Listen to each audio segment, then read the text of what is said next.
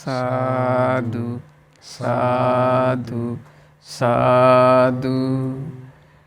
නමෝ තස්ස භගවතු අරහතු සම්මා සම්බුද්දස්ස.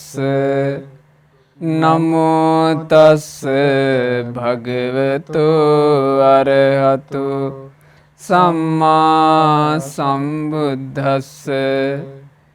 නමෝ තස්ස භගවතු අරහතු සම්මා සම්බුද්දස්ස.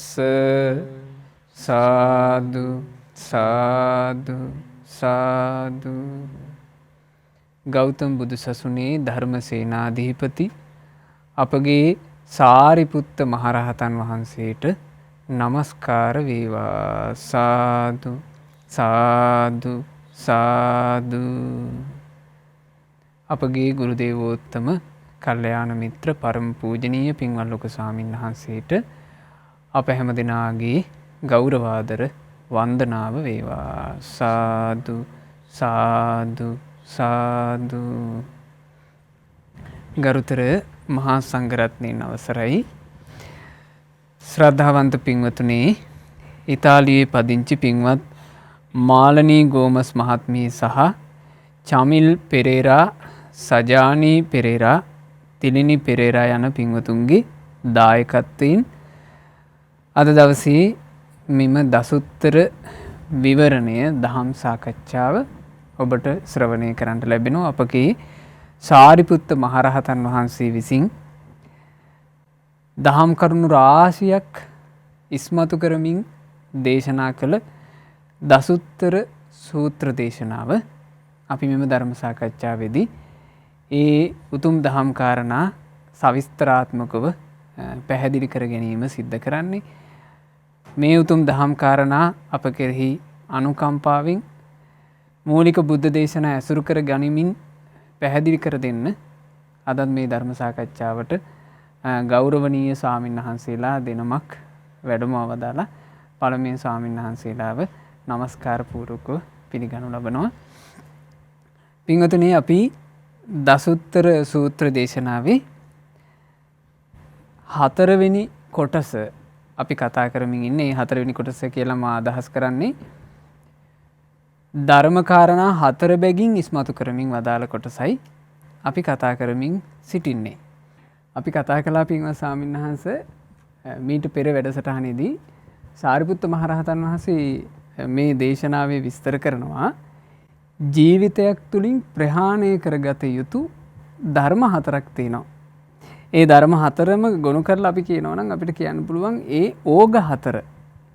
ඕග 4 තමයි ජීවිතයක් තුළින් ප්‍රහාණය කළ යුත්තේ. ඕග කියලා කිව්වේ අපි විස්තර කරගත්ත ගියවර වැඩසටහනේදී කෙලෙස් සැඩපහරවල්. ඒ ඕග 4 කාමය කියලා කියන්නේ කෙලෙස් සැඩපහරක්. ඊළඟට භවය කියලා කියන්නේ කෙලෙස් සැඩපහරක්. ඊළඟට දෘෂ්ටි කියලා කියන්නේ කෙලෙස් සැඩපහරක්. ඊළඟට අවිද්‍යාව කියලා කියන්නේ කෙලෙස් සැඩපහරක්. පින්වතුනි, අපි මේ වෙද්දී ගියවර වැඩසටහනේදී කාම ඕගය, භව ඕගය, දෘෂ්ටි ඕගය කියන කාරණා පැහැදිලි කරගත්ත පින්වත් ස්වාමීන් වහන්සේ අද අපට මේ වැඩසටහන ආරම්භ කරන්න තියෙන්නේ ජීවිතයත් තුළින් ප්‍රහාණය කරගත යුතු කෙලෙස් සැඩපහර වන අවිද්‍යා සැඩපහර ගැන විස්තර කිරීමෙන් ස්වාමීන් වහන්සේ අපට මේ අවිද්‍යා සැඩපහර කියන්නේ කුමක්ද, එය ජීවිතය තුළින් ප්‍රහාණය කරගත යුත්තේ ඇයි කියන කාරණාව ස්වාමීන් වහන්සේ පැහැදිලි කරන්න. නමෝ බුද්ධාය. හැම දිනාටම තෙරුවන් සරණයි. වැඩ සිටින ගෞරවනීය පින්වත් ස්වාමින් වහන්සේලාගෙන් අවසරයි. ශ්‍රද්ධාවන්ත පින්වත්නි, ජීවිතය තුළින් ප්‍රහාණය කරගත යුතු සැඩපහරවල් 4 කතා කරද්දී අපි මේ වෙනකොට ස්වාමින් වහන්සේ මතක් කළා වගේ සැඩපහරවල් 3ක් ගැන කතා කළා. ඉතින් බුදුරජාණන් වහන්සේගේ පිහිට අපේ ජීවිතවලට සලසගෙන මේ සැඩපහරවල් තුලින් සත්වයා එතෙර වෙනවා. එතකොට කාම සැඩපහර, ඊගාවට භව සැඩපහර, ඊළඟට දිට්ඨි සැඩපහර, අපි දැන් කතා කරන අවිද්‍යා සැඩපහර. ඉතින් ස්වාමින් වහන්සේ මේ බුදුරජාණන් වහන්සේ තමයි මේ සැඩපහරවල් අතරින් භයානකම සැඩපහර අවිද්‍යාව කියන මේ සැඩපහර තරණය කළේ. තරණය කරලා උන්වහන්සේ දේශනා කළා මේ ලෝකේ සියලු සත්වයා මේ අවිද්‍යාව තුල වාසය කරන්නේ. එතකොට අවිද්‍යාව තුල ඉන්න සත්වයා සැඩපහරක්සේ මේ අවිද්‍යාවට යට වෙලා යනවා. එතකොට කෙටියෙන් කිව්වොත් අවිද්‍යාව කියන්නේ අනවබෝධය. එතකොට බුදුරජාණන් වහන්සේ මේ අනවබෝධය සුණු විසුණු කරලා දැම්මා. උන්වහන්සේ දේශනා කළා මහණෙනි මම මේ අවිද්‍යාව වැරහැලි ඉරලා දැම්මා. ඊගාවට මිත්‍යා දෘෂ්ටික කඩමලු ඉරලා දැම්මා. ඉතින් උන්වහන්සේ දකිනවා මේ ලෝක සත්වය අවිද්‍යාවෙන් වැසිලා අවිද්‍යා නීවරණානං සත්තාන. එතකොට නීවරණයක් කියලා කියන්නේ සම්පූර්ණයෙන් ඒකෙන් වැහිලා. එහෙමයි. උන්වහන්සේ පෙන්නනවා අවිද්‍යාව කියලා කියන්නේ හරියට බිත්තර කට්ටක් වගේ. එතකොට බිත්තරය හාත්පසින් වට වෙලා තියෙන්නේ. එතකොට ඒක ඇතුලේ කුරුළු පැටියෙක් ඉන්නවනම් ඔහු දන්නේ බිත්තරේ ඇතුලේ තියෙන ටික විතරයි. බුදුරජාණන් වහන්සේ දේශනා කළා තමන් වහන්සේ තමයි මේ බිත්තර කටුව සිදුරු කරලා ඉස්සර වෙලාම එළියට ආපු කෙනා. උන්වහන්සේ එතකොට අනිත් සියලු දෙනාට ඒ අවිද්‍යාව දුරු කරගන්න කියලා දෙනවා. එතකොට පින්වත් ස්වාමින් වහන්සේ ඉතින් බුදුරජාණන් වහන්සේ අපිට පෙන්නනවා මේ අවිද්‍යාව කියලා කියන්නේ ධාතු ස්වභාවයක් කියලා. එහෙමයි. උන්වහන්සේ ධාතු ස්වභාවයක් හැටියට මේ අවිද්‍යාව පෙන්නනවා. එතකොට එක අවස්ථාවක බුදුරජාණන් වහන්සේ මේ පිළිබඳව ලස්සන විස්තරයක් කියලා දෙනවා. උන්වහන්සේ ඒ ප්‍රශ්නේ අහන්නේ මහා කච්චාන මහරහතන් වහන්සේ. ධාතු සංයුත්තේ මේක තියෙන්නේ. දවසක් බුදුරජාණන් වහන්සේ මේ සත්වයා ධාතු වලට සැසඳිලා යන ආකාරය පිළිබඳව ලස්සන විස්තරයක් ඉදිරිපත් කළා. එතකොට බුදුරජාණන් වහන්සේ දේශනා කරනවා එතන පින්වත් මහණෙනි මේ ධාතු ස්වභාවය නිසායි සංඥාව උපදින්නේ. ධාතු ස්වභාවය හේතු කරගෙන සංඥාව උපදිනවා හඳුනා ගන්න එක. දෘෂ්ටිය උපදින්නේ විතරක උපදින්නේ කියලා දේශනා කළා. ඒ වෙලාවේ මහා කච්චාන මහරහතන් වහන්සේ බුදුරජාණන් වහන්සේගෙන් අසා වදාලා ස්වාමීනි මේ සම්මා සම්බුද්ධ නො වූ උදවිය සම්මා සම්බුද්ධ නො වූ උදවිය තමා සම්මා සම්බුදුයි කියා යම් දෘෂ්ටියක් ඇති කර ගන්නවා නම් ඒ දෘෂ්ටිය හටගන්න කුමක් හේතු කරගෙනද එහෙම හටගන්නේ කියලා ඇහුවා. එතකොට භාග්‍යතුන් වහන්සේ දේශනා කරනවා කච්චාන මහරහතන් වහන්සේට මහතීකෝ ඒසා කච්චාන යදිදං අවිජ්ජා ධාතු. පින්වත් කච්චාන මේ අවිද්‍යා ධාතුව කියන්නේ අති විශාල ධාතු ස්වභාවයක්. ඒතර මේ අනිකුත් සියලු ධාතු ස්වභාවයන් ඒකට අයිති වෙනවා. කාම ධාතු ඊට පස්සේ කාම ඕග ඇති වෙන්නේ ඒ තුලින්. ඊළඟට භව ඕග ඇති වෙන්නේ මේ අවිද්‍යා ධාතු ස්වභාවය නිසා. ඊගාවට දෘෂ්ටි ඕග ඇති වෙන්නේ අවිද්‍යා ධාතු ස්වභාවය නිසා. බුදුරජාණන් වහන්සේ දේශනා කරනවා හීනං කච්චාන ධාතුං පටිච්ච උප්පජ්ජති හීනා සංඥා. පින්වත් කච්චාන මේ ලාමක ධාතු ස්වභාවය නිසා ලාමක සංඥාව උපදිනවා. ලාමක දෘෂ්ටිය උපදිනවා. ලාමක විතර්ක උපදිනවා. ලාමක චේතනා උපදිනවා. ලාමක පැතුම උපදිනවා. ලාමක පුද්ගලයා උපදිනවා. ලාමක වචන උපදිනවා. එතකොට ලාමක පුද්ගලයා මේ හීන ධාතුව නිසා අවිද්‍යාව මුල් කරගෙන බිහි වුණාට පස්සේ ඔහු ලාමක වචන ප්‍රකාශ කරන්නේ. ඊට පස්සේ ඔහු ඒ ලාමක දේ ලෝකයට ප්‍රකාශ කරනවා. දේශනා කරනවා, පණවනවා, පිහිටවනවා, හෙලි කරනවා, බෙදනවා, මතු කොට දක්වනවා. ඔහුගේ ඉපදීම ලාමක දෙයක් කියලයි මං කියන්නේ කියනවා. එතකොට මේ බුදුරජාණන් වහන්සේගේ පහළ වෙච්ච කාලෙත් ස්වාමීන් වහන්සේ මේ අවිද්‍යාව නිසා තමයි නොයෙකුත් ශාස්ත්‍රඥ වහන්සේලා කියලා ලෝකෙ බිහි වෙච්ච මේ හීන ස්වභාවය මූලික කරගෙන ඒ තමන්ගේ හීන අදහස් ප්‍රකාශ කළේ. එතකොට ඔහුත් ඒ හේතු කරගෙන ලාමක ස්වභාවයට පත් වෙනවා. ඒක පිළිගන්න අයත් ලාමක ස්වභාවයට පත් වෙනවා. අවිද්‍යාවෙන් කවදාකවත් නිදහස් වෙන්න බෑ. ඕගයක්සේ ගහගෙන යනවා. ඊගාවට බුදුරජාණන් වහන්සේ දේශනා කරනවා මේ මධ්‍යම ධාතු නිසා මධ්‍යම සංඥාව උපදිනවා. ඊළඟට මධ්‍යම දෘෂ්ටිය උපදිනවා, මධ්‍යම විතරක උපදිනවා, මධ්‍යම චේතනා උපදිනවා, මධ්‍යම පැතුම උපදිනවා. මධ්‍යම පුද්ගලයා උපදිනවා, මධ්‍යම වචන උපදිනවා. ඊට පස්සේ ඔහු මධ්‍යම දේ කියනවා.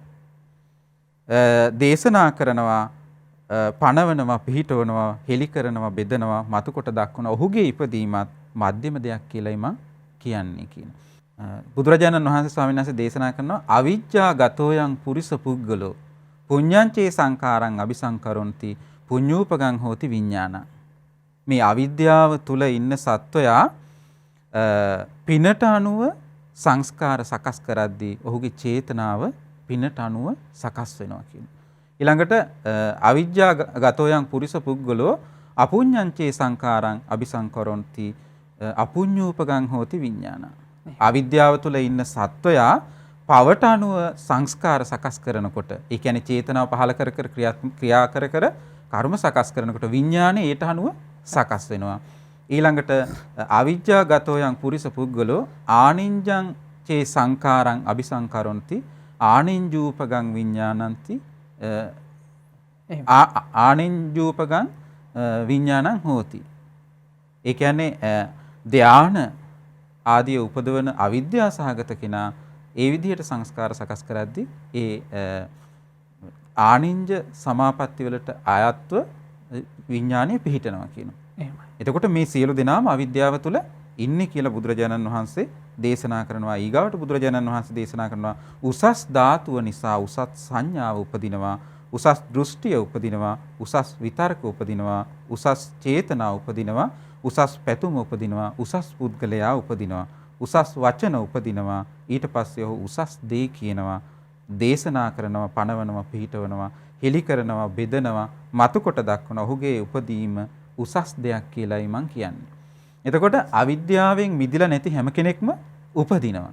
එහෙනම් මෙතන බුදුරජාණන් වහන්සේ මේ දේශනා කරන හැම දෙයක්ම උසස් ධාතුව නිසා උසස් සංඥා ඉපදුනා කියලා කියන කෙනත් නැවත උපතක් කරා යනවා. ඉතින් මේ හැම දෙයකම මූලාරම්භය අවිද්‍යාව කියලා බුදුරජාණන් වහන්සේ දේශනා කළා.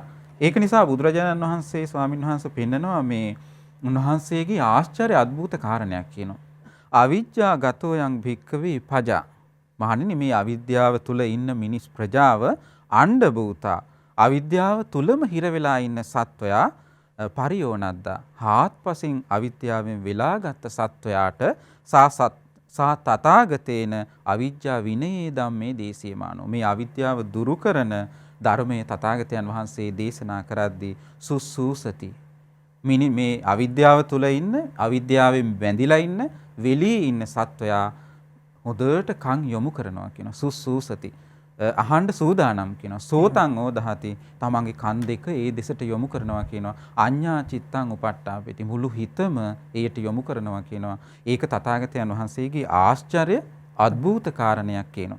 එතකොට ඒ භාග්‍යතුන් වහන්සේ අවිද්‍යාව දුරු කරන ධර්මයේ දේශනා කරද්දී සත්වයා මේක අහන්න සූදානම් වෙන එක පුදුම සහගතයි කියනවා. ඒක ආශ්චර්ය අద్భుත කාරණයක්. එතකොට දැන් මේ අවිද්‍යාව සැඩපහරට ගහගෙන යන කෙනා බුදුරජාණන් වහන්සේගේ ධර්මයෙන් තොරව කවදාකවත් ඒකෙන් නිදහස් වෙන්නේ අපි අර බුදුරජාණන් වහන්සේ දේශනා කරපු ආකාරයට යම් කිසි කෙනෙක් පිනක් කළත් ඒක පිනට අනුව සකස් වෙලා චේතනාව අනුව සකස් වෙලා විඥානීය පිනට අනුව පිහිටනවා. එතනත් උපදිනවා. ඊට පස්සේ පවට අනුව සංස්කාර සකස් කරලා විඥානීය පවට අනුව පිහිටවලා ආය උපතක් කරා යනවා. ඊගාවට ධානා සමාපatti උපදව ගත්තත් අවිද්‍යාව තුළ ඉඳලා ඒකිනා ආයේ ඒ සංස්කාර සහිත ලෝකවල ගිහිල්ලා උපදිනවා, නිදහස් වෙන්නේ නෑ. ඉතින් බුදුරජාණන් වහන්සේ තමයි සැබෑවටම මේ අවිද්‍යාව කියන්නේ කුමක්ද කියලා දේශනා කළේ. අපි පහුගිය වැඩසටහනවල කතා කළා බුදුරජාණන් වහන්සේ අවිද්‍යාව කියලා කියන්නේ අනෝබෝධය, දුක නම් වූ ආර්ය සත්‍ය දන්නේ නැතිකම. දුක හටගන්නේ මෙහිමයි කියලා දන්නේ නැතිකම, දුක්ඛ නිරෝධය මෙයයි කියලා දන්නේ නැතිකම, ඒට තියෙන මාර්ගය මෙයයි කියලා දන්නේ නැතිකම. එතකොට බුදුරජාණන් වහන්සේ විද්‍යාව උපදව ගන්න හැටි දේශනා කරනවා. මේ අවිද්‍යාව සැඩපහරට ගහගෙන යන සත්වයා විද්‍යාව උපදවලා සසරින් නිදහස් කරවන්නට බුදුරජාණන් වහන්සේ ධර්මය දේශනා කරන්නේ. එහෙමයි පින්වත් ස්වාමීන් වහන්සේ. අවිද්‍යාව සැඩපහර මේ සත්වයාගේ ජීවිතේ මේ සැඩ පහර හතරෙන්ම සංසාරය කියන බිහිසුණු දුක් ඇති ගමනට තමයි ආයේ යොමු කරන්නේ. ඒ නිසාමයි තථාගතයන් වහන්සේ දේශනා කළේ මේ සැඩ පහරවල් වලින් තමන්ගේ ජීවිතේ ගලව ගන්න ඕන කියලා. බුදුරජාණන් වහන්සේ එක අවස්ථාවක භික්ෂූන්ට මේ ලෝක විදූ වූ සියල්ල දන්නා සියල්ල දක්නා භාග්‍යතුන් වහන්සේ පිංගතුනි වදාලා මේ ලෝකයේ තියෙන නිරයක් ගැන. ඒ නරකයට කියනවා ලෝකාන්තරික. මේ ලෝකාන්තරික නරකයේ මේ ඒ නරකයට ඉර පායන්නේ නැහැ කියනවා. ඒ නරකයට හඳ එලියක් වැටෙන්නේ නැහැ කියනවා. ඒ නරකේ තරුකැට බබලන්නෙත් නැහැ කියනවා. තනිකරම ඝන අඳුර. එතකොට උතන වාඩිලා හිටපු භික්ෂුවක් ඇහුවා ස්වාමිනී භාග්‍යතුන් වහන්සේ ඔය ලෝකාන්තරික නරකයටත් වඩා අන්ධකාර තැනක් මේ ලෝකේ තියෙනවද? බුදුරජාණන් වහන්සේ වදාළ භික්ෂුව ලෝකාන්තරික නරකයටත් වඩා අන්ධකාර තැනක් තියෙනවා. ඒ තමයි මේ අවිද්‍යා සහගත සත්‍යයගේ ජීවිතේ. අවිද්‍යාව තුල නම් යම් සත්‍යයක් ඉන්නේ එයාගේ ජීවිතේ තියෙනවා කිව්වේ ලෝකාන්තරික නරකයටත් වඩා ඝන අන්ධකාරය. මොකද අවිද්‍යාව නිසා තමයි ලෝකාන්තරික නරකෙත් කෙනෙක් ගිහින් උපදින්නේ නේද සානාස. ඒ නිසා මේ අවිද්‍යාව කියන සැඩපහර ප්‍රහාණය කරගත්තොත් ඒ ජීවිතේ සැපවත් වන්නේය. ඒ නිසා තමයි සාරිපුත්ත මහරහතන් වහන්සේ වදාළේ ප්‍රහාණය කළ යුතු කාරණා හතර තමයි කාම, භව, දිට්ඨි, අවිජ්ජා කියන මේ ඕගයන්, මේ කෙලෙස් සැඩපහරවල්. ඊළඟට සාරිපුත්ත මහරහතන් වහන්සේ වදාලා ජීවිතේ පරිහානියට පත් කරන කාරණා හතරක් තියෙනවා. ඒ ජීවිතේ පරිහානියට පත් කරන කාරණා හතර මොනවද? ඒවාට කියන්න තියෙන්නේ යෝග. යෝග කියන වචනේ අදහස ස්වාමීන් වහන්සේ යෙදෙනවා කියන එක. මේ යෝගත් තියෙනවා හතරක්. ඒ යෝග හතරත් සාරිපුත්ත මහරහතන් වහන්සේ වදාලා කාම යෝගය, කාමයේ යෙදීම, දිට්ඨි යෝගය, දෘෂ්ටිවල යෙදීම, භව යෝගය, භවයේ යෙදීම, අවිජ්ජා යෝගය, අවිද්‍යාවේ යෙදීම. මේ යෙදීම කියන එක ජීවිතේ පරිහානියට පත් කරනවා. එහෙම නැත්නම් හාන භාගයයි කියලා වදාළේ. පින්වත් ස්වාමීන් වහන්සේ මේ යෙදීම් හතර කොහොමද කෙනෙකුගේ ජීවිතේ පරිහානියට පත් කරවන්නේ? නමෝ බුද්ධාය. හැම දිනාටම තෙරුවන් සරණයි. වැඩ සිටින අපේ ගෞරවනීය පින්වත් ස්වාමීන් වහන්සේලාගෙන් අවසරයි. අපේ ස්වාමීන් වහන්සේ ඇහුවේ පිරිහීම පිණිස කියන උපකාර වෙන කාරණාවන් විදිහට අපේ සාරිපුත්ත මහරහතන් වහන්සේ මෙතනදී පෙන්වන්නේ යෝග ගැන. සතරක් වූ යෝගයන්.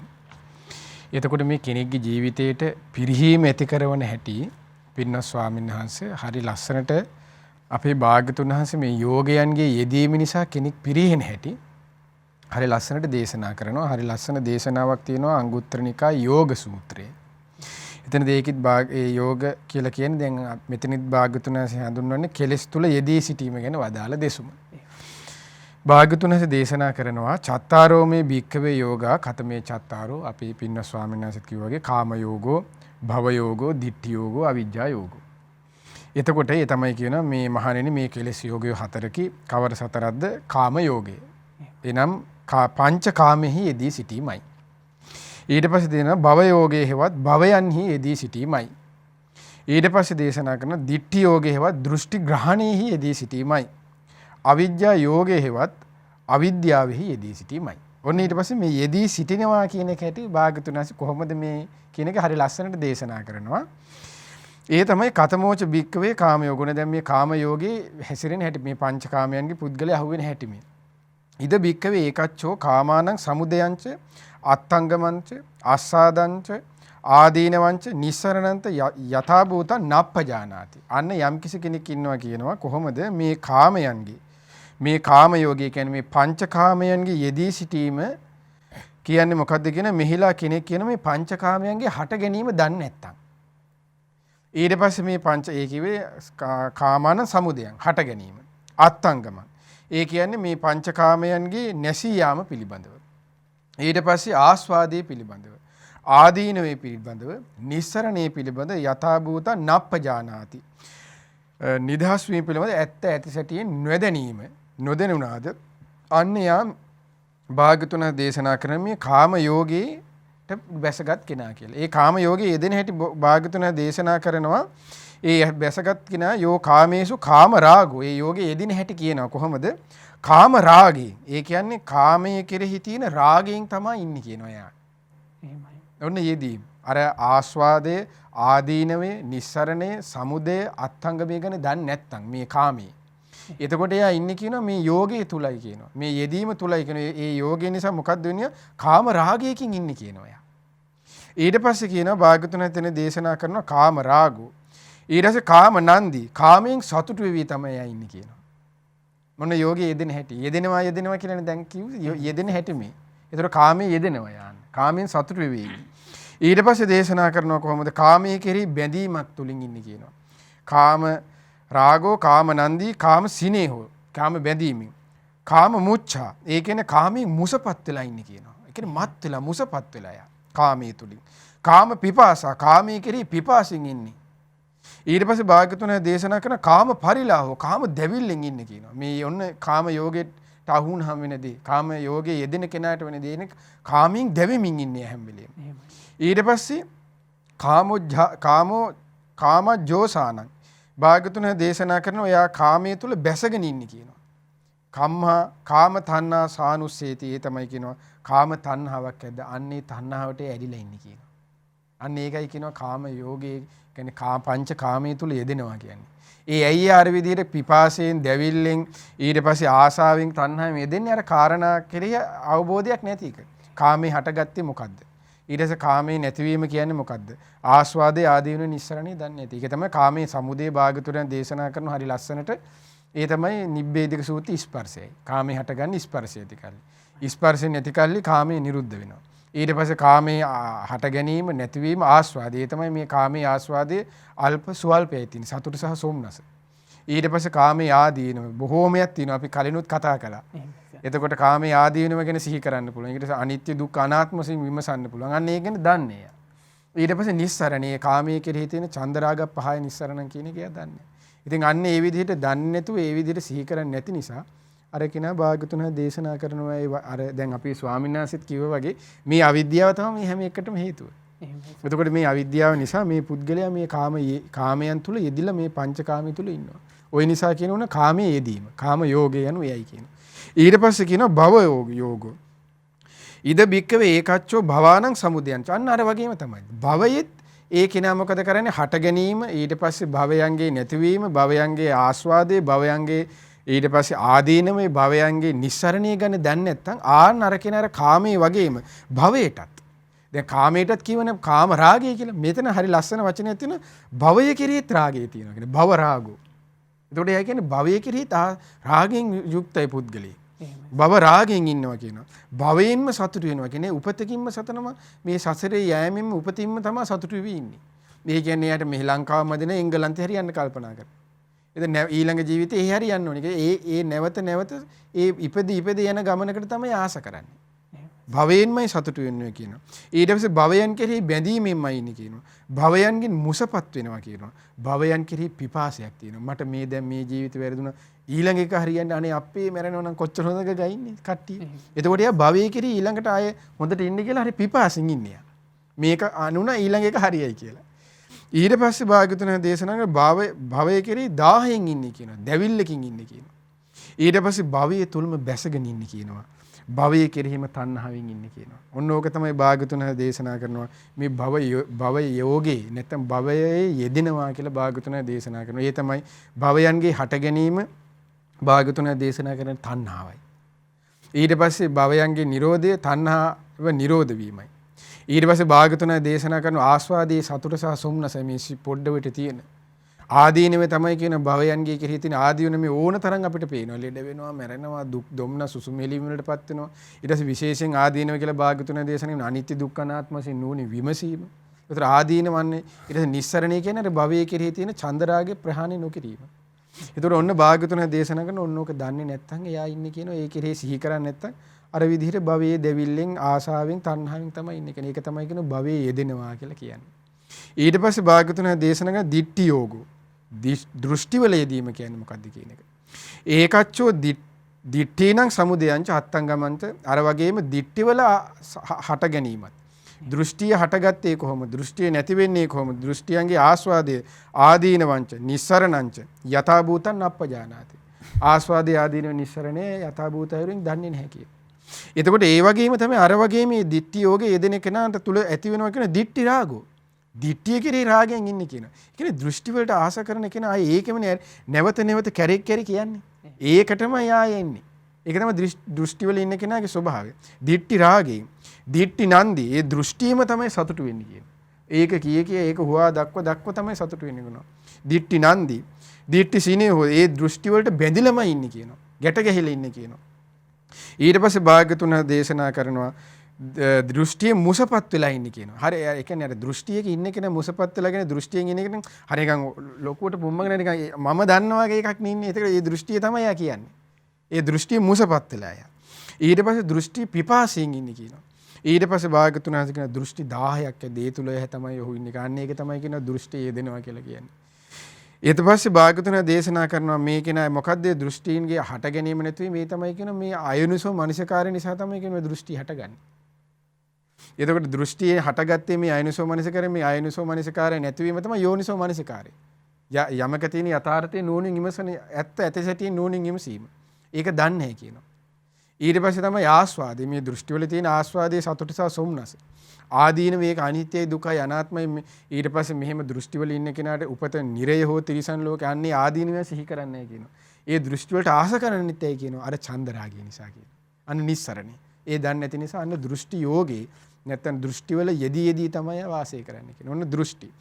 ඊළඟට භාග්‍යතුන් දේශනා කරනවා දැන් ඔන්න කාම යෝග, භව යෝග, ditthi යෝග, අවිජ්ජා යෝග අවසානික. ඒතර අවිජ්ජා යෝගය කියලා කියන්නේ අවිද්‍යාවේ යෙදී සිටීම.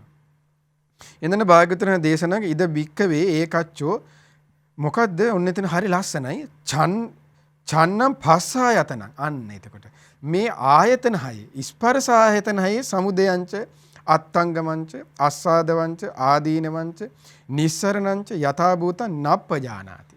එතකොට එහෙනම් මෙතනදී භාග්‍යවතුන් වහන්සේ පෙන්වන්නේ දැන් අපි හැමතැනකම අවිද්‍යාව තණ්හා මුල් වෙනවා. ඊට පස්සේ සංස්කාරය ඇති කල්ලි මෙන්න අවිද්‍යාව. කොහොමද දැන් ධර්මයේ තුල වෙන අවස්ථාවන්හි අපි කතා කළේ. එතකොට මෙතනදී හරි ලස්සන තැනක් භාග්‍යවතුන් වහන්සේ මේ අවිද්‍යා යෝගයේදී අවිද්‍යාව හටගන්න හැටි පෙන්වන්නේ. භාග්‍යවතුන් වහන්සේ දේශනා කරන මේ ඡන්නම් පස් ආයතන ස්පර්ශ ආයතන හය නිසා කියනවා. මේ ස්පර්ශ ආයතන හයේ සමුදය. ඊට පස්සේ අත්තංගමය ආස්වාදයේ ආදී වෙන නිස්සරණය දන්නේ නැති නිසා කියනවා මෙයා මේ විදිහට අර අවිද්‍යා යෝගයේ යෙදී ඉන්නේ කියනවා. එතකොට මේ අවිද්‍යා යෝගයේ යෙදී ඉන්නේ කෙනත් අර වගේම තමයි කියනවා. මේ අවිද්‍යාව තුලින්ම තමයි සතුටු වෙන්නේ කියනවා. ඒ අවිද්‍යා යෝගයේ යෙදීමෙන්ම තමයි ඒ අවිද්‍යා රාගයෙන් තමයි ඉන්නේ කියනවා. ඊට පස්සේ අවිද්‍යාව කෙරේ බැඳිලා ඉන්නේ කියනවා. අවිද්‍යාව යෝගයෙන් මුසපත් වෙලා ඉන්නේ කියනවා. අවිද්‍යා යෝගයෙන් පිපාසයටපත් වෙලා අවිද්‍යා යෝගයේ 1000ටපත් වෙලා අවිද්‍යා යෝගයේ බැසගෙන අවිද්‍යාවට මාසා කර ඒ තණ්හාව තුළ läගෙනම ඉන්නේ කියනවා. එතකොට එහෙනම් අවිද්‍යාව මෙතනදී අවිද්‍යා යෝගයේ භාග්‍යවතුන් දේශනා කරන්න ඕන ස්පර්ශ ආයතන 60 කල්ලි හට ගන්නවා. ස්පර්ශ ආයතන 6 නැති කල්ලි නැති වෙනවා. ඒක ස්පර්ශ ආයතනේ හටගන්නේ කුමක් ඇති කල්ලිද? සලආයතන පච්චය පස්සු. එතකොට ආයතන 6 ඇති කල්ලි තමයි මේ ස්පර්ශය හටගන්නේ. එතකොට ස්පර්ශයේ ආයතන 60 කල්ලි ස්පර්ශ ආයතනේ හට ගන්නවා. ආයතන 6 නිරුද්ධ වෙන කල්ලි ස්පර්ශ ආයතනයි නිරුද්ධ වෙනවා. මේ ස්පර්ශ ආයතනයේ ආස්වාදයේ කියන සතුට සහ සුම්නස ඊට පස්සේ භාග්‍යවතුන් දේශන ආදීනෙ තමයි අනිත්‍ය දුක්ඛ අනාත්මය නිස්සරණේ තමයි චන්දරාග පහයි නිස්සරණ. එතකොට ওই විදිහට මෙන්න මේ කෙරේ යථාබෝධයෙන් යම් කිසි ශ්‍රාවකෙක් වාසය කරනවා නම් අන්න යට මේ යෝගයන්ට නොඇලී වාසය කරන්න පුළුවන් කියලා භාග්‍යවතුන් වහන්සේ පින්වත් ස්වාමීන් වහන්සේ දේශනා කරනවා. එහෙමයි පින්වත් ස්වාමීන් වහන්සේ ජීවිතයක් පරිහානියටපත් කරනවා මේ කාරණා හතරේ යෙදීම නිසා. කාමයේ යෙදෙනවනම්, භවයේ යෙදෙනවනම්, දෘෂ්ටිවල යෙදෙනවනම්, අවිද්‍යාවේ යෙදෙනවනම් ඒ ජීවිතේ පරිහානිය කරා තමයි යන්නේ සසරට. බුදුරජාන් වහන්සේ නමකගේ ධර්මයක් මුණ ගැහුණු අවස්ථාවක මේ යෙදීම් වලින් ජීවිතේ ගලව ගන්න අවස්ථාව ලැබෙනවා. ඒ කියන්නේ ජීවිතේ පරිහානියෙන් බේර ගන්න ලැබෙනවා. එහෙම නැත්තම් පින්වතුනි මේ ජීවිත පිරිහිලා යන හැටි හරි පුදුමයි. බුදුරජාණන් වහන්සේ මේ සියල්ල දන්නා සියල්ල දක්නා අපගේ ශාස්ත්‍රඥ වහන්සේ පහළ වෙච්ච නිසා අපි මේ දේවල් ගැන අද අඩු ගානේ අහනවා. එක අවස්ථාවක තිබෙනවා භාග්‍යතුන් වහන්සේ ආනන්ද ස්වාමීන් වහන්සේත් එක්ක පිණ්ඩපාතේ වඩිනකොට බුදුරජාණන් වහන්සේ එකපාරම සිනහාවක් පහළ කළා. ඒකට අපි කියන්නේ එහෙම නේද සාංශ? සිතම් පාතුකාසි. සිනහාවක් තථාගතයන් වහන්සේ පහළ කළා.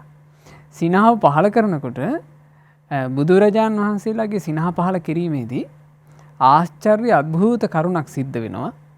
ඒ තමයි තථාගතයන් වහන්සේගේ මුව මණ්ඩලයේ වැඩ ඉන්න සුදෝවන් දන්තධාතුන් වහන්සේලා සුදු බුදුරැස් විහිදුනවා. ඒ රශ්මි මාලාව තථාගත සම්බුදු සිරස 3වටක් ප්‍රදක්ෂිනා කරලා නොපෙනී යනවා. ඉතින් මේ අසිරිය සිද්ධ වුණා. ආනන්ද ස්වාමීන් වහන්සේ අහනවා ස්වාමීනි භාග්‍යතුන් වහන්සේ තථාගතයන් වහන්සේ ඇයි හිනහ පහළ කළේ? බුදුරජාණන් වහන්සේ මේ පාර හරහා පෙන්නලා අහනවා ආනන්දේ පේනවද මේ පාර හරහාට කඩි රැලක් යනවා. එහෙමයි ස්වාමීනි. ආනන්දය මේ කඩි රැලේ එකදු කඩියෙක් නැහැ කිව්වා. සක්විති රජෙකු බවට පත් නොවෙච්ච. සක්විති රජවරු වෙලා සප්තරතන වලට හිමිකම් කියපු අය. ඊළඟට එර්දි 4ක් තිබුණ අය. සිව් මහා දිවයිනටම රජෙක් විදිහට අනසක පවත්වපු අය. ඒ වගේ මහා ආනුභාව හිටපු අය මේ කාම භව දෘෂ්ටි අවිද්‍යාව කියන යෝගයන් වල යෙදීම නිසා කොච්චර පිරිහිලාද කියන්නේ. අද කඩියෙක් වෙලා කඩි වුණාම ඉතින් සංසාර බත් ඇට වලට මෙන්න ආස කරන්නේ. ඔය මොන හරි පොඩි දෙයක් මේ මම මගේ කියලා තුරුළු කරගෙන අර කඩි රැළේ යනවා. ඉතින් බුදුරජාණන් වහන්සේ එදා තථාගතයන් වහන්සේ සංවේගයෙන් සිනහ පාල කළේ ඒ පරිහානිය දැකලා. හැබැයි මේක බුදුරජාණන් වහන්සේ නමක් ලෝකේ පහළ නොවිච්ච කාලෙක පරිහානිය විතරයි තියෙන්නේ. ජීවිතේ ගොඩ ගන්න ක්‍රමයක් ඇත්තෙම නැහැ. ජීවිතේ දියුණුවට පත් කරගන්නත් කාරණා 4ක් තියෙනවා. අපි දැන් මේ කතා කරේ යෝග යෙදීම්. ඒ ජීවිතේ දියුණුව කරාගෙන යන කාරණාවලට කියනවා අයෝග නොයෙදීම්. ඒ නොයෙදීම් විදිහටත් සාරිපුත්ත මහරහතන් වහන්සේ ස්වාමීන් වහන්සේ විස්තර කරන්නේ අර කාරණා 4මයි. කාම දෘෂ්ටි භව අවිජ්ජා කියන මේ කරුණ වල නොයෙදීම ජීවිතේ දියුණුව කරාගෙන යනවා. පින්වත් ස්වාමීන් වහන්සේ මේ කරුණ වල නොයෙදී සිටීම කොහොමද කෙනෙකුගේ ජීවිතේ දියුණුව කරා අරගෙන යන්නේ? එහෙමයි. ස්වාමීන් වහන්සේ පින්වත්නි බුදුරජාණන් වහන්සේ හැම වෙලාවෙම දේශනා කළේ පරිහානිය බැහැර කරලා දියුණුව ජීවිතේ උපදව ගන්න හැටි. එතකොට ස්වාමීන් වහන්සේ ඒ දියුණුව උපදව ගන්න කාරණා සාරිපුත්ත මහරහතන් වහන්සේ මේ සූත්‍රයේ ඉතාම ලස්සනට පෙන්නනවා. උන්වහන්සේගේ ප්‍රඥාවෙන්. එතකොට දැන් හරි පුදුමයි සාරිපුත්ත මහරහතන් වහන්සේ මෙයයි දියුණුව ඇති කරන කාරණා කියලා එකින් එක විස්තර කරද්දී බුදුරජාණන් වහන්සේ අනුමත කරනවානේ. එතකොට ඒ තරම් සාරිපුත්ත මහරහතන් වහන්සේගේ ප්‍රඥාව.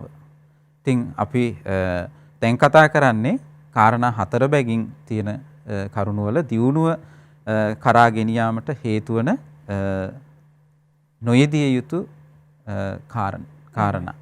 දියුණුව කරා අරගෙන යන. එතකොට ඒ අතර අපේ ස්වාමින් වහන්සේ පරිහානිය පිණිස පවතින ඒ යෝග 4 විස්තර කළා. ඉතින් දියුණුව කරාගෙන යන කාරණා 4ත් මේ යෝග 4 නොයෙදීම. එතකොට ඒකට තියෙන ඒ ලස්සන විස්තරයක් තියෙන්නේ ස්වාමින් වහන්සේ ඉදිරිපත් කරපු ඒ යෝග කියන සූත්‍රය අංගුත්තර නිකායේ චතුක්ක නිපාතේ තියෙන. ඒක එතකොට අනිත් පැත්ත දියුණුව කරා පරිහානිය කරාගෙන යන හැටි අපි ඉගෙන ගත්තා. දියුණුව කරා ජීවිතය අරගෙන යන හැටි බුදුරජාණන් වහන්සේ මෙන්න මේ විදිහට දේශනා කරනවා. මහණෙනි මේ විසංයෝගයෝ 4කි. ඒ කියන්නේ නොයෙදීම් 4කි. ඒ කවරක්ද? කාම යෝග විසංයෝග හේවත් පංචකාමයේ යෙදී සිටීමෙන් වෙන්වීම. භව යෝග විසංයෝගයේ හේවත් භවයන් යෙදී සිටීමෙන් වෙන්වීම. දිට්ඨි යෝග විසංයෝගයේ හේවත් දෘෂ්ටි ග්‍රහණයෙහි යෙදී සිටීමෙන් වෙන්වීම. අවිජ්ජා යෝග විසංයෝගයේ හේවත් අවිද්‍යාවෙහි යෙදී සිටීමෙන් වෙන්වීම. බුදුරජාණන් වහන්සේ පළවෙනි කාරණාව මහණෙනි මේ කාම යෝග විසංයෝගයේ හේවත් පංචකාමයේ යෙදී සිටීමෙන් වෙන්වීම යනු කුමක්ද? භාග්‍යතුන් වහන්සේ දේශනා කරන මහණෙනි මේ කාරණේදී යම් කෙනෙක් පංචකාමයන්ගේ හට ගැනීම ඊගාවට නැසී යාම, ආස්වාදය, ආදීනවය, නිස්සරණය හෙවත් එයින් සදහටම නිදහස් වීම පිළිබඳවත් ඇත්ත ඇති සැටියෙන් දකිනවා. මෙහෙම යම් කෙනෙක් පංචකාමයන්ගේ හට ගැනීමත්, නැසී යාමත්, ආස්වාදයත්, ආදීනවයත්, නිස්සරණයත් ඒ වූ සැටියෙන්ම දැනීම නිසා ඔහු තුල පංචකාමයන් පිළිබඳව යම් කාම රාගයක් ඇද්ද, කාමයෙන් සතුටු වීමක් ඇද්ද, කාමයන් කෙරෙහි බැඳීමක් ඇද්ද, කාමයන්හි මුසපත් වීමක් ඇද්ද, කාම පිපාසයක් ඇද්ද, කාම දාහයක් ඇද්ද, කාමයේ තුලම බැස ගැනීමක් ඇද්ද, කාම තණ්හාවක් ඇද්ද, ඒ නොපවත්වයි. එතකොට දැන් බලන්න බුදුරජාණන් වහන්සේ මෙහෙම මේ කාමයන්ගෙන් වෙන්වීම ගැන දේශනා කරනවා. එතකොට ඒ ශ්‍රාවකයා කාමයන්ගේ හට ගැනීම දන්නවා. ස්පර්ශ ප්‍රත්‍යයෙන් හටගන්නේ මේ කාමයන්ට ඇලී යාම කියලා දන්නවා. ඊට පස්සේ නැසී යාම දන්නවා. ස්පර්ශය නැතිවීමෙන් කාමයන් නැති වී යනවා. ඊට පස්සේ ආස්වාදය. ආස්වාදය කියලා කියන්නේ මේ පංච කාමයන් නිසා යම් සැපක් සොම්නසක් ඇති වේද.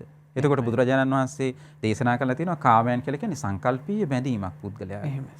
නේද? එතකොට ලෝකේ කාමයන් කියලා සැබෑවටම නැහැ. කාම ගුණ බුදුරජාණන් වහන්සේ පෙන්වන්නේ පහ. රූප, ශබ්ද, ගන්ධ, රස පහස. එතකොට මේවා කාමයන් කාම අරමුණු වෙන හැටි බුදුරජාණන් වහන්සේ ලස්සනට පෙන්නලා ඒවට ආස්වාදයෙන් බැඳී යාම තමයි කාමයේ බවට පත් වෙන්නේ. එතකොට අන්නේ කාමයේ නැසී ආස්වාදයේ දන්නවා. ඊළඟට ආදීනව කියලා කියන්නේ මේ කාමයන්ගෙන් යම් සැපයක් තියෙනවද ඒ අහිමි වීම නිසා දුකක්, දුම්නසක්, ශෝක වැළපීම්, දුක් දුම්නස් හටගනීද මෙය ආදීනව. ඊළඟට ඒයින් සදහටම නිදහස් වීම ඒ සැටියෙන් ඒ ආකාරයටම දන්න නිසා පංචකාමයන් පිළිබඳව කාම රාගයක් ඇද්ද, කාමයෙන් සතුටු වීමක් ඇද්ද, කාමයන් කෙරෙහි බැඳීමක් ඇද්ද, කාමයන්හි මුසපත් වීමක් ඇද්ද, කාම පිපාසයක් ඇද්ද. දැන් සාමාන්‍ය කෙනාට කාම පිපාසයක් තියෙනවා. එකින් එක අරමුණු ඉස්සරහට එනවා. එකක් සම්පූර්ණ වෙද්දී ඒකට හේතුව බුදුරජාණන් වහන්සේ දේශනා කළා මේ ඌනෝ ලෝකෝ අතිත්තෝ තණ්හා දාසෝ. මේ ලෝකේ ඌණයි කියන. ඒ කියන්නේ ඇස කන නාසය දිවකය කවදාකවත් මනස සම්පූර්ණ කරන්න බෑ. ඒක නිසා ඌණයි කියනවා. ඇයි ඒකට හේතුව තණ්හාවට දාස වෙලා. එහෙමයි. ඒක නිසා අන්නේ කාම පිපාසයක් ඇද්ද, කාම දාහයක් ඇද්ද, කාමයේ තුලම බැස ගැනීමක් ඇද්ද, කාම තණ්හාවක් ඇද්ද, ඒ පවත්වන්නේ නැහැ කියනවා. එහෙනම් අර ඕගේට අහු වෙන්නේ නැහැ. යෝගයෙන් නිදහස් වෙනවා. මේ කාම විසංයෝගයයි කියනු ලැබේ. බුදුරජාණන් වහන්සේ දේශනා කරනවා අනාගාමී කිනා තමයි සම්පූර්ණයෙන්ම කාමයන්ගෙන් වෙන් වෙන්නේ. ඊගාවට භවයෝග විසංයෝගය කියන්නේ මෙහිලා කෙනෙක් භවයන්ගේ හට ගැනීම පිළිබඳවත්, නැසී යාම පිළිබඳවත්, ආස්වාදයේ පිළිබඳවත්, ආදීනවය පිළිබඳවත්, නිස්සරණය හෙවත් එයින් නිදහස් වීම පිළිබඳවත් ඇත්ත ඇති සැටියෙන් දන්නවා. මෙසේ භවයන්ගේ හට ගැනීම. එතකොට භවයන්ගේ හට ගැනීම තියෙන්නේ තණ්හාව මූලික වෙලා බැඳී යාම නිසා භවය හට ගන්නවා. එතකොට අන්න ඒක හට ගැනීම දන්නවා, නැසී යාම දන්නවා, ආස්වාදයේ ආදීනව නිස්සරණ ඒ ආකාරයෙන්ම දැනීම නිසා ඔහු තුල භවයන් පිළිබඳව යම් භව රාගයක් ඇද්ද, භවයෙන් සතුටු වීමක් ඇද්ද, භවයන් කෙරෙහි බැඳීමක් ඇද්ද, භවයන්හි මුසපත් වීමක් ඇද්ද, භව පිපාසයක් ඇද්ද, භව දාහයක් ඇද්ද, භවයේ තුලම බැස ගැනීමක් ඇද්ද, භව තණ්හාවක් ඇද්ද, ඒ නොපවත්වයි. එතකොට බලන්න දැන් මේ සියල්ල කරන්නේ බුදුරජාණන් වහන්සේගේ ශ්‍රාවකයා. ඇයි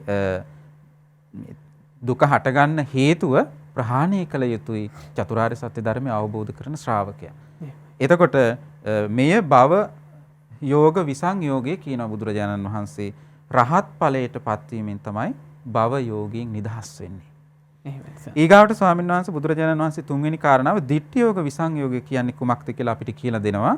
යම් කෙනෙක් දෘෂ්ටීන්ගේ හට ගැනීම පිළිබඳවත්, නැසී යාම පිළිබඳවත්, ආස්වාදයේ පිළිබඳවත්, ආදීනවේ පිළිබඳවත්, නිස්සරණය පිළිබඳවත්, ඒ කියන්නේ නිදහස් වීම පිළිබඳවත් ඇත්ත ඇත්තටියෙන් දන්නවා. මෙසේ දෘෂ්ටීන්ගේ හට ගැනීමත්, නැසී යාමත්, ආස්වාදයත්, ආදීනවත්, නිස්සරණයත් ඒ වූ ආකාරයෙන්ම දැනීම නිසා ඔහු තුල දෘෂ්ටීන් පිළිබඳව යම් දෘෂ්ටි රාගයක් ඇද්ද, දෘෂ්ටියෙන් සතුටු වීමක් ඇද්ද, දෘෂ්ටීන් කෙරෙහි බැඳීමක් ඇද්ද, දෘෂ්ටීන්හි මුසපත් වීමක් ඇද්ද, දෘෂ්ටි පිපාසයක් ඇද්ද, දෘෂ්ටි දාහයක් ඇද්ද, දෘෂ්ටි තුලම බැස ගැනීමක් ඇද්ද, දෘෂ්ටි තණ්හාවක් ඇද්ද, එය නොපවත්වයි. දැන් එතකොට ස්වාමීන් වහන්සේ බුදුරජාණන් වහන්සේ ළඟට නොයේකු දෘෂ්ටි ඒ කාලේ නේද දෘෂ්ටි 62ක් ඇතුලේ තමයි බුදුරජාණන් වහන්සේ මේ තමන් වහන්සේ හේතුඵල ධම ඉදිරිපත් කළේ. එතකොට මේ නොයේකු දෘෂ්ටි වලට බැඳිච්ච අය භාග්‍යතුන් වහන්සේ ගාවට ඇවිල්ලා මේ දෘෂ්ටි ප්‍රහාණය කරලා ධර්මයේ තුලට ආවා. දෘෂ්ටි තණ්හාවක් ඇදෙයි නොපවත්වයි කියනවා. මහණෙනි මේ දිට්ඨි යෝග විසංයෝගයයි කියනු ලැබේ. සෝවාන් වීමෙන් තමයි ස්වාමීන් වහන්සේ දෘෂ්ටි යෝගයෙන් වෙන්වීම තියෙන්නේ. සක්කාය දිට්ඨි ප්‍රහාණය වෙනවා. එහෙමයි. ඊගාවට හතරවෙනි කාරණාව අවිජ්ජා යෝග විසංයෝග කියන්නේ මෙහිලා යම් කිසි කෙනෙක් මේ සය වැදෑරුම් ස්පර්ශ ආයතනයන්ගේ හට ගැනීමත් නැසී යාම පිළිබඳවත් ආස්වාදයේ පිළිබඳවත් ආදීනව පිළිබඳවත් නිස්සරණයේ හෙවත් එයින් නිදහස් වීම පිළිබඳවත් ඇත්ත ඇති සැටියෙන් දන්නවා. මෙසේ සය වැදෑරුම් ස්පර්ශ ආයතනයන්ගේ හට ගැනීමත් නැසී යාමත් ආස්වාදයත් ආදීනවයත් නිස්සරණයත් ඒ වූ සැටියෙන්ම දැනීම නිසා ඔහු තුල සය වැදෑරුම් ස්පර්ශ ආයතනයන් පිළිබඳව යම් අවිද්‍යාවක් ඇද්ද එය නොපවත්වයි. මහණෙනි මේ අවිජ්ජා යෝග විසංයෝගයයි කියනු ලැබේ. බුදුරජාණන් වහන්සේ එතනත් දේශනා කරන්නේ රහත් ඵලයෙන් තමයි අවිද්‍යා යෝගයෙන් වෙන්වීම තියෙන්නේ. දැන් එතකොට මෙතන ස්පර්ශ ආයතන පිළිබඳව මේ ආස්වාදයේ ආදීනවේ හට ගැනීම නිස්සරණය මේ මොකුත් දන්නේ නැති කෙනා භාග්‍යතුන් වහන්සේගේ ධර්මයේ තුලට ඇවිල්ලා ඒ සියල්ල අවබෝධ කරනවා. මට මතකයි බුදුරජාණන් වහන්සේ දේශනා කරනවා දුක කියන එකට ආයතන 6 ගන්න පුළුවන් කියනවා. එහෙමයි. ඇස කන නාසය දිව කය මනස කියන මේ 6ට දුක කියන්න පුළුවන් කියනවා. එතකොට ඇයි සියලු දේ දුක කියන ආරි සත්‍ය මේ ආයතන 6 තුල ඉන්න සත්වයා තුලයි තියෙන්නේ. එතකොට ඒ අවිද්‍යාව තුල මේ ආයතන 6 හැම කෙනෙක්ම පවත්වන්නේ බුදුරජාණන් වහන්සේගේ ධර්මය නිසා මේ අවිද්‍යා යෝගයෙන් නිදහස් වෙනවා. විසංයෝගය ඇති කර ගන්නවා.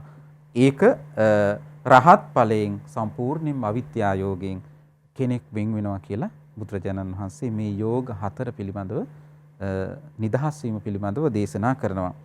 ඉතින් අන්තිමට දේශනා කරනවා ස්වාමීන් වහන්සේ පාපී අකුසල ධර්මයන්ගෙන්ද සිත කිලුටු කරන කරුණෙන්ද පුනර්භවයක් ඇති කරන කරුණෙන්ද පීඩා දුක් උපදවන කරුණෙන්ද නැවත නැවත ඉපදීම් ජරා මරණ ආදීහි පමුණවන කරුණෙන්ද යන මේ කරුණ වලින් වෙන් වූ තැනැත්තාට යෝගක්ඛේමීයයි කියනු ලැබේ කියලා බුදුරජාණන් වහන්සේ දේශනා කරනවා. එහෙමයි පින්වත් ස්වාමීන් වහන්සේ යෝගක්ඛේම බවට පත්ුනේ මේ සම්බුද්ධ ශාසනය නිසා.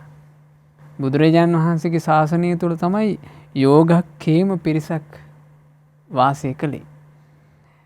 ඇත්තෙම නොයෙදීම් විසංයෝග නිසා ජීවිතේ දියුණුව කරා යන්නේ කොහොමද කියලා ඒ දේශනාවෙම අපිට පැහැදිලි වුණා නේද සන්නාස. දැන් කෙනෙක් කාමයන්ගෙන් වෙන් වුණොත් කොච්චර විශේෂත්වයක් කරා යනවද කියන්නේ අනාගාමී වෙනවා. ඊළඟට මේ භවයෙන් සහ අවිද්‍යාවෙන් නිදහස් වුණොත් අරහත් ඵලය සාක්ෂාත් කරනවා. දෘෂ්ටි වලින් නිදහස් වෙන කෙනා එයා සෝවාන් ඵලය සාක්ෂාත් කරනවා. ඉතින් ඒ පමණකින්ම විශේෂත්වය ගැන ආයේ අපි මේ අමුතුවෙන් කතා කළ යුතු නෑ. කොයිතරම් දියුණුවක් කරා ඒ ජීවිතේ යනවද? පින්වත් ස්වාමීන් වහන්සේ ඊළඟට අපිට කතා කරන්න තියෙන්නේ බොහෝ දෙනෙක් අහන්න ආස කරන කාරණාවක්. බොහෝ දෙනෙක් අහන්නත් ආසයි, පුරුදු කරගන්නත් ආසයි. හැබැයි බොහෝ දෙනෙක් වරද්දා ගන්න කාරණාවක්. ඒ තමයි සමාධිය. සමාධිය කියන එක ගැන ශාස්ත්‍රූන් වහන්සේගේ වචනය තුල පිහිටලා ඉන්න බැරි අය මේ වර්තමානයේ ස්වාමීන් වහන්සේ මේ සමාධියක් උදෙසා භාවනා කරලා බඩ යනවද කියලාත් බැලුවනේ. ඒ නිසා මේ සමාධිය කියන කාරණාව ගැන අපි බොහෝම හොඳට පැහැදිලි කරගත යුතුයි. ඒකට අපිට හොඳ අවස්ථාවක් මේ සාරිපුත්ත මහරහතන් වහන්සේ දසුත්තර විවරණේ ඊළඟ කරුණ විදිහට තෝරන්නේ අවබෝධයට දුෂ්කර වූ ධර්ම 4ක් තිබේ. මොනවාද ඒ ධර්ම 4? චත්තාරෝ සමාධි. ඒ සමාධි 4කි. මේ සමාධි 4න් පළවෙනි එක තමයි හාන භාගීය සමාධිය. අවබෝධයට දුෂ්කර සමාධියක් කියනවා මේ හාන භාගීය සමාධිය. පින්වත් ස්වාමීන් වහන්සේ අපිට මේ හාන භාගීය සමාධිය ගැන තේරුම් කරලා දෙන්න. නත් ස්වාමීන් වහන්සේ පින්වත්නි හාන භාගීය කියන වචනේ අපි ඇහෙනකොට මේ හාන භාගීය කියන වචනේ තේරුම තමයි පිරිහීම කියන එක. මෙතනදී විස්තර කරන්නේ සමාධිය කියන එක කියන්නේ භාග්‍යතුන්ගේ දේශනා කරන චිත්තස්ස ඒකග්ගන් සමාධි. සිතේ ඇතිවන එකඟ බව සමාධියයි. එතකොට ඒක ධානය නෙමෙයි. සමාධිය දියුණු වීමක් තමයි වැඩි දියුණු වීමකින් තමයි ධානයක් කරා කෙනෙක් යන්නේ. එතකොට මෙතන සඳහන් කරන්නේ සමාධියේ හන භාගී. ඒ කියන්නේ සමාධියේ පිරිහීම. සිතේ එකඟ බවක් ඇති වෙනකොට ඒකඟ බව තව තව පිරිහිලා ඊට පස්සේ ඒ එකඟ බව නැති වී එකඟ බව වැඩි වීමෙන් මොකද වෙන්නේ? ධාන ආදියට ඇති වෙනවනේ. එතකොට ඒවත් පිරිහීමක් ගැන මෙතනදී හනභාගීය කරුණු කියන එක ධාන පිරිහීමටත් සමාධි පිරිහීමටත් කියන කරුණු දෙකක් මේ හනභාගීය කියන එකේදී විස්තර වෙන්නේ. එතකොට ඒකෙදී භාග්‍යතුන්ස හරි ලස්සනට විස්තර කරනවා. දැන් අපි අහලා තියෙනවා පින්න ස්වාමීන් වහන්සේ පින්වත්නි මේ 이르දිපාද කියන ඒවා. ඒතර 이르දිපාද තමයි ඡන්ද, චිත්ත, විරිය, විමර්ශන. ඔය හතරට කියනවා 이르දිපාද හතර. ඡන්ද, චිත්ත, විරිය, විමර්ශන. එතකොට මේ ඡන්ද 이르දිපාදය, විරිය ඊට පස්සේ ඡන්ද, චිත්ත, විරිය, විමර්ශන කියන 이르දිපාද ගැන භාග්‍යතුන් දේශනා කරනකොට 이르දිපාද විභංගයේ මේ 이르දිපාද වඩනකොට අන්නේ 이르දිපාද පිරිහෙන ආකාරයක් ගැන භාග්‍යතුන් අන්න පිරිහීම දැන් හනභාගී කිව්වේ. ඒතර පිරිහෙන පැත්ත ගැන ඔන්න භාග්‍යතුන් දේශනා කරනවා. එතකොට මේ 이르දිපාද වැඩිවීමත් එක්ක තමයි නැත්තම් මේ ධර්මයන් වැඩිම කියන එකත් එක්ක තමයි කෙනෙක්ගේ සමාධියක් ඇති වෙන්නේ. එතකොට මේ 이르දිපාදයන්ගේ හැම එකකටම දේශනා කරනවා මොකද්ද? ඒ සමාධිය ඇති වෙන්න ඒ 이르දිපාද හැම එකම ලස්සන වචනයක් තියෙනවා. ඡන්ද පදාන සමාධි සංඛාර සමන්නාගතං ඉද්ධිපාදං භාවේති. ඊට පස්සේ විරිය පදානි සංඛාර සමන්නාගතං. ඊට පස්සේ චිත්ත සමාධි පදාන සංඛාර. ඊට පස්සේ විමර්ශන පදානි සංඛාර සමන්නාගතං ඉද්ධිපාදං ওই විදිහට තමයි දේශනා කරන්නේ. එතකොට මේ ඡන්දයේ මුල් වෙලා. ඒ කියන්නේ කැමැත්ත. චිත්තේ කිව්වේ අදිෂ්ඨානය. ඊට පස්සේ ඡන්ද චිත්ත විරිය කිව්වේ වීරිය. ඊට පස්සේ විමර්ශාව කියලා කිව්වේ භාග්‍යතුන් දේශනා කරන්නේ නුවණින් විමසීමයි. එතකොට මෙන්න මේ කාරණා ඇති වෙනකොට එයාගේ පිරිහීම් පිණිස ඒ තමයි කියන්නේ දැන් ඡන්දයෙන් ගත්තොත් එහෙම ඒ තමයි කියනවා මෙයා සැඟවිච්ච අතිශයින්ම සැඟවුණේ. ඒකට දේශනාව තුළ තියෙන්නේ අතිලීන ඡන්දං කියලා. අතිශයින් සැඟවී ගිය ඡන්දයෙන් යුක්තව ඉන්නවා කියනවා. ඒක භාග්‍යවතුන් විස්තර කරනවා කොහොමද ඒ තමයි කියනවා. ඒ තමයි කියනවා කුසීත භවින් යුක්තව. ඊට පස්සේ කුසීත භව සමග බැඳිලා තිබෙන තව දේවල් තියෙනවා කියන බත් මත අලසකම. ඔය වගේ දේවල් වලින් අන්න කෙනෙක් ඉන්නවා කියනවා. ඒ හේතුවෙන් මොකද කියන එක අර ඡන්දේ නම් වූ 이르දිපාදේ වඩන්න තියෙන ස්වභාවය අන්නේගේ දුර්වල වෙනවා කියනවා. ඒක හනභාගීය කරනවා. වීරියට අඩු වෙනවා කියනවා. විමර්ශාවට එක බල ඡන්ද ඊට පස්සේ චිත්ත විරිය විමර්ශ හතරට මොක කියන අතිලීන ඡන්දය ගැන. ඊට පස්සේ ඔය දැන් කුසීත බවනේ. කුසීත බත් මත අලසකම. එතකොට ওই ටික. ඒ වගේම තමයි තව අපි අහලා තියෙනවා දැන් නීවරණ වලින් එකට නේද මේ තීන මිද්දේ කියන එක. මිද්දේට තමයි මේ තීනේ කියලා කියන්නේ භාග්‍යතුන් වහන්සේ දේශනා කරන නිදිමත සහ අලසකම. එතකොට අලසකම තමයි යන්නේ මිද්දේටයි තියෙන්නේ. එතකොට දැන් මේ අපි කතා කරේ කුසීතේ අලසකම් ටික. ඊට පස්සේ තීනේ කියලා නිදිමත. ඊට පස්සේ තව ටිකක් තියෙනවා. තව කරුණු ටිකක් තියෙනවා මොනවද? කාමච්ඡන්ද. එතකොට කාමච්ඡන්දය කියලා කියන්නේ මේ පංච නීවරණ වලින් එකක්. එතකොට පංච නීවරණ කියන්නේ හනභාගීය කාරණාවක්. ඊට පස්සේ ව්‍යාපාදේ. ඊට පස්සේ යන තීන මිද්දේ දැන් කතා කළා. ඊට පස්සේ උද්දච්ච කුක්කුච්චේ විචිකිච්ඡා ඔන්න කරුණ. ඔන්න හනභාගීය කාරණා. එතකොට භාග්‍යවතුන් වහන්සේ මෙතනදී දේශනා කරනවා තව හරි දැන් ওই විදිහට සමාධියටනේ දැන් පළවෙනි ධානය ඇති කරගන්න කෙනෙකුට විවිච්ඡේව කාමෙහි කාමයන්ගෙන් වෙන් වෙලා. එතකොට ඔන්න කාමයන් තුල කෙනෙක් ඉන්නවනේ හනභාගීය. ඒ සමාධියක් ඇති වෙන්නේ නැහැ යාට. ඊට පස්සේ විවිච්ඡේව කාමී විවිච්ඡ අකුසලේ ධම්ම. අකුසල ධර්මයන් ටික තමයි දැන් අපි කතා කරේ. නීවරණ. එතකොට ඒ වගේ නිදහස් වෙලා ඔන්න හිතේ එකක බවක් ඇති කරගෙන විතර්ක ਵਿਚාර වලින් යුක්ත ඔන්න දැන් පළවෙනි ධානය ඇති කරගත්ත කියලා හිතන්න කෙනෙක්. ඊට පස්සේ ඔන්න භාග්‍යතුන් දේශනා කරනවා කොහොමද මේ පළවෙනි ධානයේ ඉන්න කෙනාට හනභාගීය කාරණා. දැන් අපි ඉස්සෙල්ලා කතා කරේ සමාධියකට. දැන් ඔන්න පළවෙනි ධානයේට භාග්‍යතුන් දේශනා කරනවා පඨමස්ස ධානස්ස ලාභින් කාම සහගතා සංඥා මානසිකාරා සමුදාචරಂತಿ හනභාගිය. ඔන්න භාග්‍යවතුන් දේශනා කළ පළවෙනි ධානයේ වාසය කරනවා. ඒ වාසය කරන ඉන්න කෙනා ආයේ මොකද කරන්න කියනවා. ඒ වාසය කරලා එයින් අයින් වුණාට පස්සේ නැත්තම් එයාට ආයේ නැවත එන්න දැන් ධානයක් තුලක් තියෙනවනේ ධානය තුල හොඳට ඉන්න පුරුදු වෙන්න ඕනේ. සමාධියෙන් නැගී සිටින්න. එහෙම නැතුව නැවත ආයෙත් එයාට ආයෙ සිහිවෙවි එන්න ගන්නව නැහැ. මොකද ධානයේ සමාධිය පුරුදු නෑ එයාට. පුරුදු නැති කෙනාට මොකද වෙන්නේ? ආය එනවා මොකද්ද? භාග්‍යතුන් දේශනා කරනවා. කාම සහගතා සංඥා සංඛාරා. කාම සහගත වූ සංඥා මානසිකාර සමුදාචරಂತಿ කියලා කියන්නේ හැසිරෙන්න පටන් ගන්නවා. හිතේ දුවන්න පටන් ගන්නවා. මේ කාම සහගත දේවල් සංඥාවන්. අන්න එතකොට භාග්‍යතුන් දේශනා කරන පළවෙනි ධානයේට ඒක පිරිහෙන්න පටන් ගන්නවා කියන්නේ. ඒ කියන්නේ පළවෙනි ධ්‍යානෙ ඉන්න කෙනා ආයේ කාමයේ පැත්තට ගියොත් එහෙම ගියා තමයි ආයේ ධ්‍යාන නැහැ. ධ්‍යාන කතාවකින් ආයෙට ඉවරයි ඊට පස්සේ. ඊට පස්සේ භාග්‍යවතුන් දේශනා කරන දෙවෙනි ධ්‍යානෙ ඉන්න කෙනා. ඔන්න කොහොම හරි දැන් හොඳට පළවෙනි ධ්‍යානෙ හොඳට පුරුදු කරලා දැන් ඔන්න දෙවෙනි ධ්‍යානෙට ටික කෙනෙක් සමවදින්න පුරුදු වෙනවා. එයා මොකද කරන්නේ ආයේ දැන් පළවෙනි ධ්‍යානෙට දැන් වැඩිපුර හිත ආස කළේ. එතකොට ඒ හිත ආස කරන පැත්තටම තමයි ආයේ නැවත කැරක් කියන්නේ. ඒ ඉන්න කෙනාට දැන් දෙවෙනි ධ්‍යානෙ මොකද වෙන්නේ? විතක්ක ਵਿਚාර වූප සමාන විතක්ක ਵਿਚාර සංසිඳ වීමක් නේ තියෙන්නේ. අරයට මොකද වෙන්නේ? මේ දෙවෙනි ධ්‍යානෙ පුරුදු කරන කෙනාට ආය ආස කරන විතක්ක පැත්තටම. ඒ කලින් හිටපු තැනනේ. කලින් හිටපු එකටම ආස කරන භාග්‍යතුන් දේශනා කරනවා විතක්ක සහගතා සංඥා මානසිකාරා සමුදාචරಂತಿ හනභාගියා ဒ ුතියච්ච ජයානස්ස ලාභින්. දෙවෙනි ධ්‍යානෙ ඉන්න කෙනාට ආය විතර්ක විචාරයන් ගැන නැවත හිතන්න ගියොත් එහෙම දෙවෙනි ධ්‍යානයක් කර ආය සමවදින එක අමාරුයි කියනවා. ඒක පිරෙහෙන්නමයි බලන්න කියන දෙවෙනි ධ්‍යානෙ. ඊට පස්සේ භාග්‍යතුන් දේශනා කරන දැන් දෙවෙනි ධ්‍යානයත් හොඳට පුරුදු කරගෙන ඔන්න කෙනෙක් ඉන්නවා දැන් තුන්වෙනි ධ්‍යානෙ ඇති කරගෙන. දැන් තුන්වෙනි ධ්‍යානයේ තුල තියෙන ප්‍රීතිය සුඛේනේ. එතකොට ප්‍රීති සැපසහගත බව. අරය මොකද කරන්න කියනොත් දැන් දෙවෙනි ධ්‍යානයේ ගිහලා තුන්වෙනි ධ්‍යානයට ගිහිල්ලාට පස්සේ එතකොට උපේක්ෂාවෙන් උන්නේ වාසය කරනවා. ඒ උපේක්ෂාවෙන් වාසය කරනකොට මෙයා තුන්වෙනි ධ්‍යානස්සලාභිය මොකද කරන්නේ? පීති සුඛ සහගතා සංඥා මානසිකාරා සමුදා චරಂತಿ. තතියස්ස ධ්‍යානස්සලාභින් හනභාගියා ධම්මා. අරය මොකද කරන්නේ? තුන්වෙනි ධ්‍යානෙ ඉන්න කෙනා වැඩිපුර ආස කරනවා ඉන්න අර ප්‍රීතිය සුඛයට ඇලෙනවා. එලිච්ච ගම මොකද වෙන්නේ? තුන්වෙනි ධ්‍යානය තුල වාසය කරන්න තියෙන හැකියාව තව තව අඩු වෙනවා. ඊට පස්සේ භාග්‍යවතුන් දේශනා කරන හතරවෙනි ධ්‍යානෙ ලබා ගත්ත කෙනා. හතරවෙනි ධ්‍යානෙ ලබා ගත්ත කෙනා මොකද කරන්නේ කියන උපේක්ඛා සහගතා සංඥා මානසිකාරා සමුදාචරಂತಿ හනභාගිය ධම්මා. භාග්‍යවතුන් දේශනා කරන හතරවෙනි ධ්‍යානෙ ඉන්න කෙනා උපේක්ෂාවට දැන් උපේක්ෂාවයි තුන්වෙනි ධ්‍යානියත් එක්ක තියෙන එක. අරය ආස කරනවා කියනවා දැන් මොකේටද උපේක්ෂාවට. දැන් හතරවෙනි ධ්‍යානියේ දැන් පළවෙනි දෙවෙනි තුන්වෙනි හතරවෙනි ධ්‍යාන ඔක්කොම රූප සමාධි. එතකොට දැන් අපි අපේ ස්වාමීන් වහන්සේම විස්තර කළා වගේ රූප ලෝක මජ්ක්‍ධිම.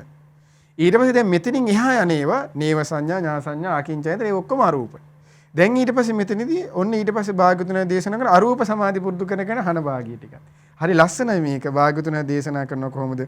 රූප සහ ආකින්චඤ්ඤ ආකාසානං ඡයතනං ලාභින්. ඔන්න ආකාශය අනන්තයි කියලා වඩන කෙනෙක් දැන් පුරුදු වෙගෙන යනවා. එයා මොකද කරන්නේ? රූප සහගත සංඥා. දැන් රූපය වලට නෑ ඉති පල්ලෙහැ ටික. ආකාසානං ඡයතනේ අරූපේට. අරය මොකද කරන්නේ? රූපේවම ආයේ සංඥා මනසිකාර. රූපේවම ආයේ මනසිකාරය කරන්න යනවා. අනේ අරයගේ ආකාසානායතනෙද වෙච්ච දෙයක් නැති වෙනවා කියන ඊට පස්සේ හන භාගිය පිරියනවා කියන. ඊට පස්සේ භාග්‍යතුන් දේශනා කරනවා දැන් ආකාසානං ඡයතනේ දියුණු කරාට පස්සේ ඊළඟට සම්බන්ධිත තියෙන විඥානං ඡයතනේ. ඊට විඥානං ඡයතනේ ඉන්න කෙනා මොකද කරන්නේ කියනවා ආකාසානං ඡයතනේ ගැන හිතනවා කියනවා.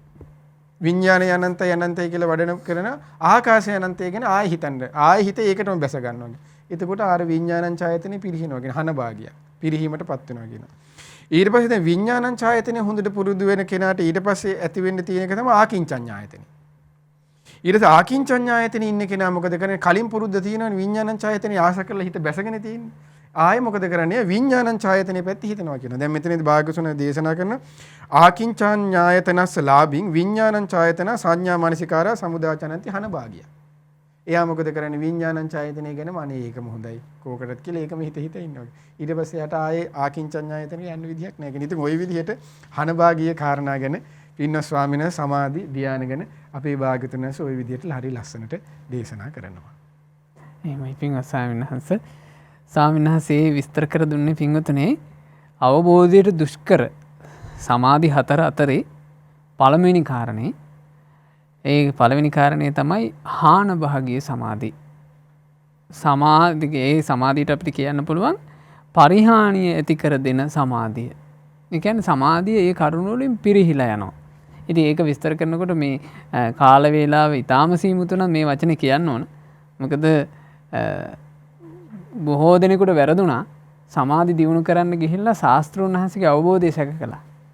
ශාස්ත්‍රඥ වහන්සේගේ අවබෝධය සැක කරලා හිස් පුද්ගලයෙක්ගේ වචනයක් පස්සේ ගියොත් ඒක සමාධියට පරිහානියට කාරණාවයි.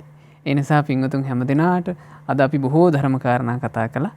මේ ධර්ම කාරණා ඇසුරු කරගෙන තමන්ගේ ජීවිතේ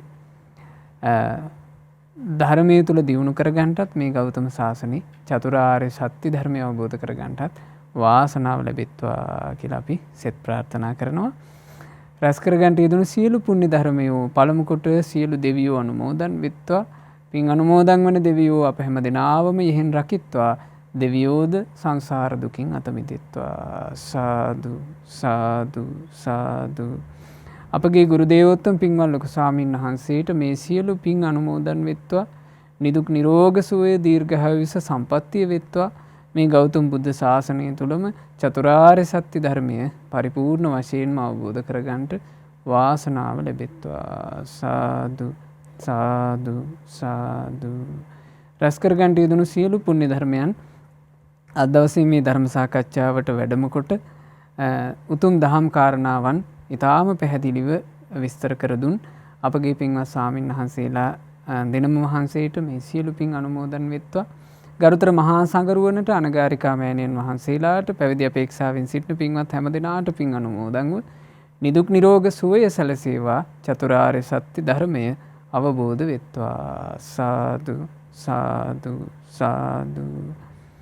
අද දවසේ මේ උතුම් දහම් සාකච්ඡාවට දායකත්වයන් එකතු කරන පින්වතුන්ලාගේ නමින් මේ අන්ට යෙදුනා වූ මාලනී ගෝමස් මහත්මියගේ නමින් මියගිය සයිමන් පීටර් ගෝමස් පියාණන්ට සුමනාවති රොද්රිගෝ මෑණියන්ට මේ පින් අනුමෝදන් වෙත්වා. මියගිය චන්න වීරසේකර මහතාට තිස්ස වීරසේකර පියාණන්ට කේ කරුණාරත්න මහත්මයාට ABS කරුණාරත්න පියාණන්ට HM නිහාල් ගාමිණී පියාණන්ට දීපාද සිල්වා පුංචීට ඇතුළු නමින් මියගියා වූ සියලු ඥාතීන්ටත් මේ පින් උතුම් බලාපොරොත්තු වෙනවා. ඒ වගේම කොරෝනා වෛරසය හේතුවෙන් මිය පරලෝ ගිය සියලු දෙනාටත් රට ජාතිය වෙනුවෙන් දීපිදූ ත්‍රිවිධ හමුදාවේ රණවිරුවන්ටත් පොලිසිය සෑම සියලු දෙනාටත් මේ සියලු පින් අනුමෝදන් කරන්න කියලා. ඉතින් නමින් මියගිය ඥාතීන්ට මේ සියලු පුණ්‍ය ධර්මයෝ අනුමෝදන් වෙත්වා අනුමෝදන් වෙත්වා අනුමෝදන් වෙත්වා. විශේෂයෙන් මේ මාලනී ගෝමස් මහත්මිය බලාපොරොත්තු වෙනවා එතුමියගේ ස්වාමි පුරුෂයා වන එතුමියගේ දරු තිදෙනාගේ පියාණන් වන LK ප්‍රේමදාස පෙරේරා මහතාට මිය පරලෝ ගොස් ජූනි මාසේ 20 වන දිනට වසර 24ක් ගත වෙනවා. එතුමාට විශේෂයෙන් පින් අනුමෝදන් කරන්න කියලා. ඉතින් මේ නමින් මිය ගිය ඥාතීන් සියලු දෙනාට පින් අනුමෝදන්ව ඥාතීන්ගේ පරලෝ ජීවිතයේ සුඛී සුවපත් භාවයට පත්වෙත්වා. දුක්ඛිත වූ සංසාර ගමනින් අත්මිදෙත්වා කියන ප්‍රාර්ථනාවෙන් සාදුකාර පවත්වලා පින් අනුමෝදන් කරන්න.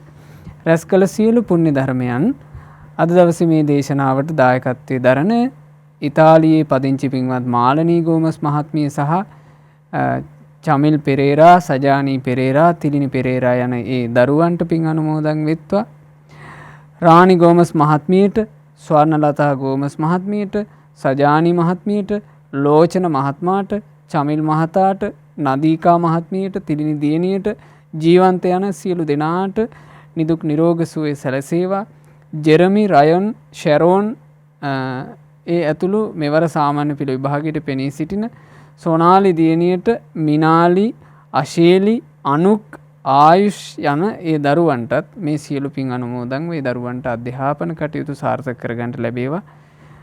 මේ සෑම සියලු දෙනාට සියලු පුණ්‍ය ධර්මයන් අනුමෝදන් වෙත්වා. විශේෂයෙන් ශ්‍රද්ධා මාසික ධර්ම දාන සමාජික සමාජිකාවන්ටත් ශ්‍රද්ධා කාර්ය මණ්ඩලයේ සියලු දෙනාටත් ඔබ හැමටත් පින් අනුමෝදන් වෙත්වා.